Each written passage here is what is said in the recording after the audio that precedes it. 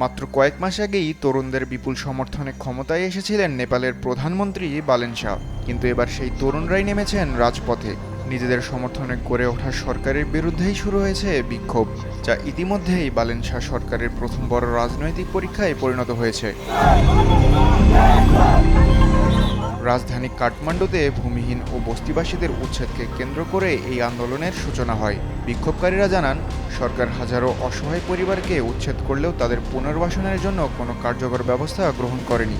Bashundhara tissue অশুদ্ধতার বিরুদ্ধে এক বিন্দুও ছাড় নয়।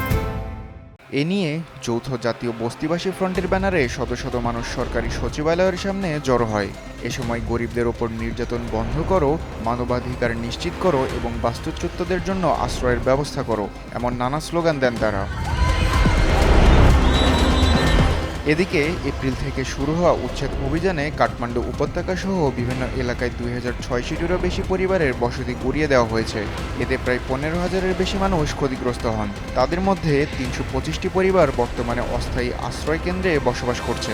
গেল 2 জুলাই সরকার এসব পরিবারকে 6 জুলাইয়ের মধ্যে আশ্রয় কেন্দ্র ছাড়ার নির্দেশ দিলেও তাদের আর কোথাও যাওয়ার মতো নেই বলে জানিয়ে দেয় অন্তত 60টি পরিবার।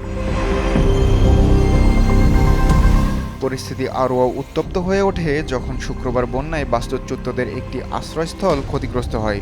সেখানে থাকা প্রায় 150 জনকে নিরাপদ স্থানে সরিয়ে নেওয়া হয়েছে। পরে পরিস্থিতি দেখতে গেলে জেনজি কর্মীদের ওপর লাঠিচার্জ করে পুলিশ। এতে অন্তত একজন আহত হয়ে হাসপাতালে ভর্তি হন। স্থানীয় সংবাদ মাধ্যমের দাবি, আশ্রয়কেন্দ্রগুলোর অমানবিক পরিস্থিতি নিয়ে কথা বলায় বেশ কয়েকজন শিক্ষার্থী, কর্মী ও সাংবাদিককেও আটক করা হয়েছে। এর আগেই 25 বছর বয়সী গণেশ নেপালি নামের এক তরুণ মোটরসাইকেলে হুইল লক লাগানোকে কেন্দ্র করে পুলিশের সঙ্গে বিরোধের পর আত্মহত্যার চেষ্টা করলে জনমনে ক্ষোভ আরও বেড়ে যায়। এই আন্দোলনকে অনেকেই গত বছরের জেনজি নেতৃত্বাধীন সরকার বিরোধী আন্দোলনের সঙ্গে তুলনা করছেন, যে আন্দোলনের পর বিদায় নিতে হয়েছিল সাবেক প্রধানমন্ত্রী কেপি শর্মা ওলির সরকারকে। সেই আন্দোলনের অন্যতম সমর্থক ছিলেন বালেন শাহ, যিনি পরবর্তীতে তরুণ ভোটারদের সমর্থনে জাতীয় নেতৃত্বে আসেন। এদিকে নেপালি কংগ্রেসের সভাপতি গগন কুমার থাপা গ্রেফতার হওয়া আন্দোলনকারীদের মুক্তির দাবি জানিয়েছেন।